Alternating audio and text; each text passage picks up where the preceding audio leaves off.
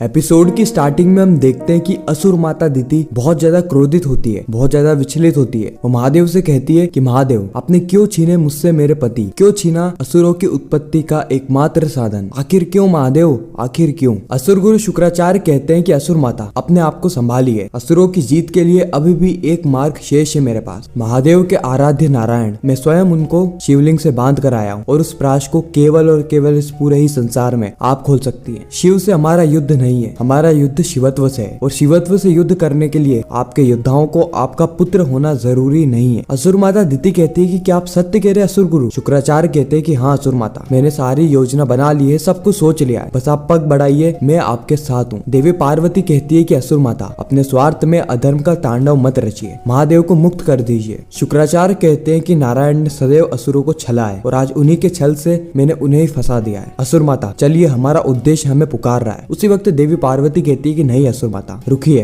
देवी पार्वती कहती है कि एक जन्म में सती और आप बहनें थी और मैं सती का ही स्वरूप पार्वती हूँ। सती ने कभी भी आपसे कुछ नहीं मांगा, लेकिन मैं आज आपसे सती के रूप में कुछ मांगना चाहती हूँ, मेरे भाई नारायण को मुक्त कर दो।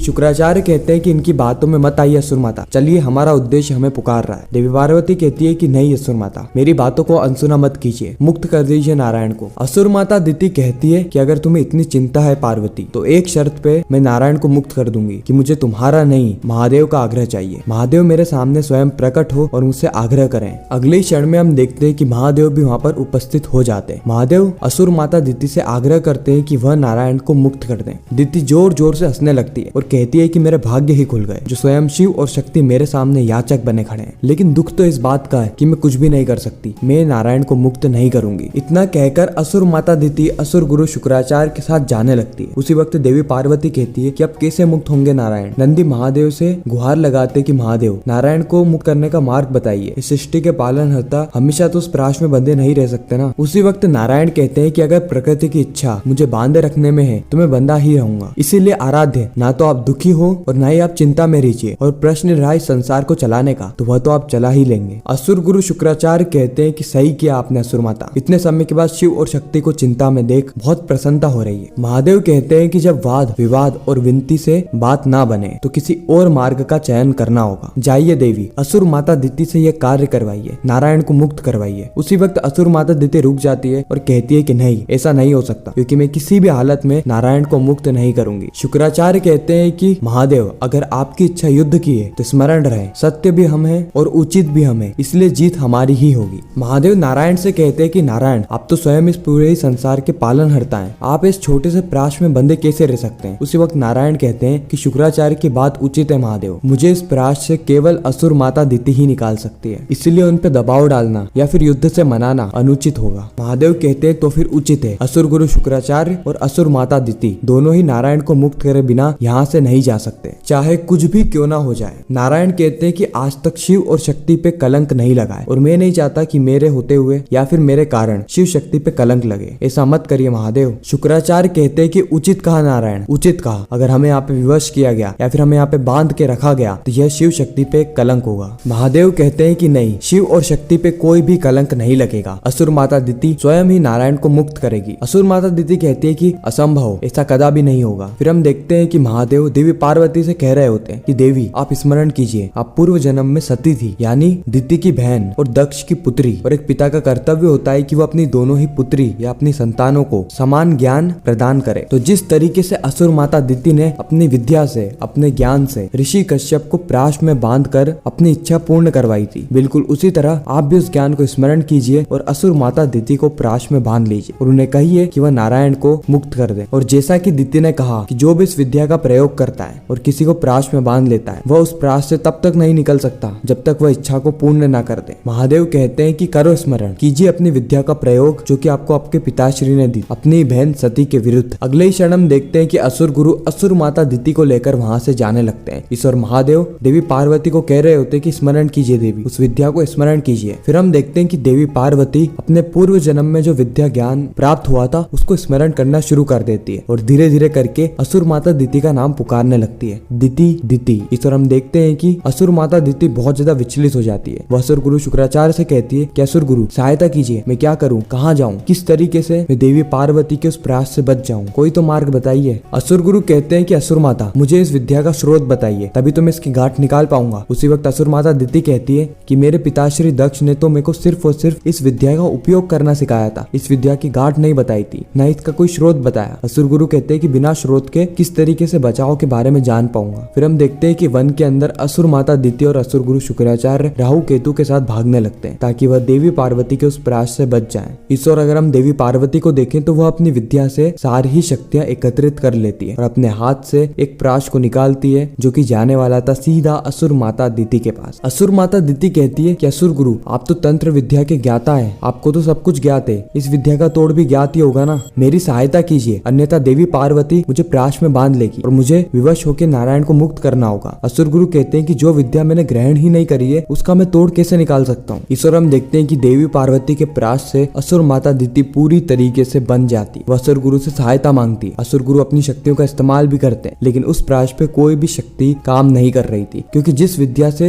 यह प्राश उत्पन्न किया गया था वह विद्या कभी शुक्राचार्य ने ग्रहण करी ही नहीं, और जो विद्या शुक्राचार्य के पास है ही नहीं उसका तोड़ भी शुक्राचार्य के पास नहीं है। असुर माता दिति बार बार सहायता की गुहार लगाती है, लेकिन असुर गुरु चाहकर भी कुछ नहीं कर पाते, उनकी शक्तियां इस प्राश के आगे काम नहीं करती है। और हम देखते हैं कि असुर माता दिति उस प्राश के सहारे धीरे धीरे करके महादेव और देवी पार्वती के समक्ष में पहुंच जाती है। असुर माता दिति कहती है कि मुझे मुक्त करो। उसी वक्त देवी पार्वती कहती है यही कर्मों का फेर है, सबको अपने कर्मों का फल इसी जन्म में मिलता है। अगर आप सती की बहन ना होती तो मैं इस शक्ति का प्रयोग कर आपको यहाँ पर ना बुला पाती, किंतु आपकी ये विवशता जगत कल्याण के लिए आवश्यक है। अब आप मुक्त कीजिए नारायण को। उसी वक्त हम देखते हैं कि असुर गुरु शुक्राचार्य वहाँ पर आ जाते हैं और कहते हैं कि यह अन्याय है, यह अन्याय है। उसी वक्त महादेव जोर से कहते हैं कि यही न्याय है, जो भी हो रहा है उचित हो रहा है, नारायण की मुक्ति का मार्ग और इस संसार का कल्याण हो रहा है। असुर माता दिति कहती है कि कदापि नहीं, मैं नारायण को मुक्त कदापि नहीं करूंगी। उसी वक्त देवी पार्वती कहती है कि करना होगा। ये बात आप भी जानते कि जिस प्राश में आप बंधी हुई है, इस प्राश से वही मुक्त हो सकता है जो कि प्राश में बांधने वाले की इच्छा को पूर्ण करे, इसलिए आपको नारायण को मुक्त करना होगा। फिर हम देखते हैं कि देवी पार्वती असुर माता दिति का हाथ पकड़ती है और उन्हें खींचते हुए नारायण की ओर ले जाती है। असुर गुरु शुक्राचार्य भी पीछे आने की कोशिश करते हैं, देवी पार्वती को रोकने की कोशिश करते हैं, लेकिन महादेव बीच में आ जाते हैं। अगले ही क्षण हम देखते हैं कि नारायण के सामने सभी लोग उपस्थित हो जाते हैं, जहाँ पे देवी पार्वती असुर माता दिति को कहती है कि वो नारायण को मुक्त करें, उसके बाद वो स्वयं भी इस प्राश से मुक्त हो जाएगी। और अगर वो ऐसा नहीं करती है तो ऋषि कश्यप की तरह उन्हें भी संसार में विलीन होना पड़ेगा, अपने आप को कई भागों में बांटना पड़ेगा। और इसी के साथ यह एपिसोड यहीं पर ही खत्म हो जाता है, इस सस्पेंस और ट्विस्ट के साथ कि आगे क्या हो, क्या असुर माता दिति नारायण को मुक्त कर देगी या फिर स्वयं इतना बड़ा निर्णय लेगी कि ऋषि कश्यप के भांति वह भी संसार में विलीन हो जाए। ये सारी ही चीजें हमें शिव शक्ति के आने वाले एपिसोड्स में पता चलने वाली है। आपको यह रिकेप कैसा लगा कमेंट सेक्शन में जरूर बताना, और इंडियन टेलीविजन के सारी शोज का रिकेप और अपकमिंग स्टोरी टेलीविजन से भी पहले जानने के लिए हमारे चैनल को सब्सक्राइब जरूर करें। मैं मिलता हूँ किसी नेक्स्ट इंटरेस्टिंग वीडियो में, जब तक के लिए गुड बाय एंड हर हर महादेव।